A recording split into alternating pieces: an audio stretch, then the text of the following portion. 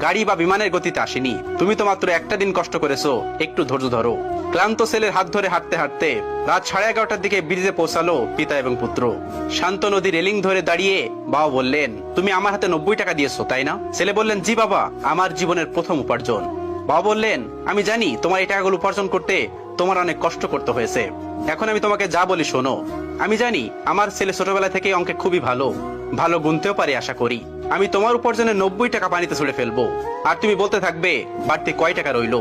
বাবা তার সমস্ত শক্তি দিয়ে একটা একটা করে কয়েন নদীর পানিতে ফেলতে লাগলো। এরপর বাবা বললেন, এখন কত টাকা রইলো?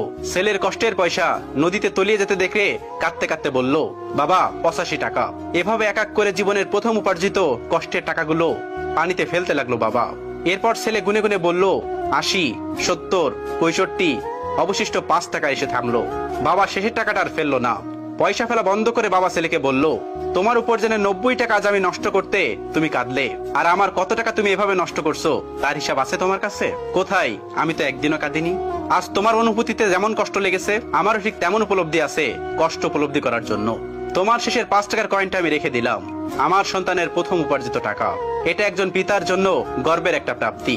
এটা স্মৃতি হিসাবে আমার মৃত্যুর আগ পর্যন্ত আমি আমার কাছে রাখবো।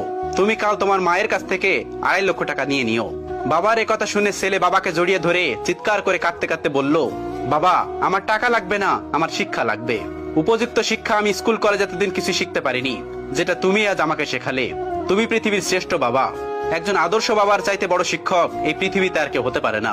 একজন আদর্শ পিতাই পৃথিবীর শ্রেষ্ঠ শিক্ষক। ভিডিওটি ভালো লাগলে শেয়ার করে অবশ্যই কাছের মানুষগুলোকে দেখার সুযোগ করে দিবেন। Thanks for watching.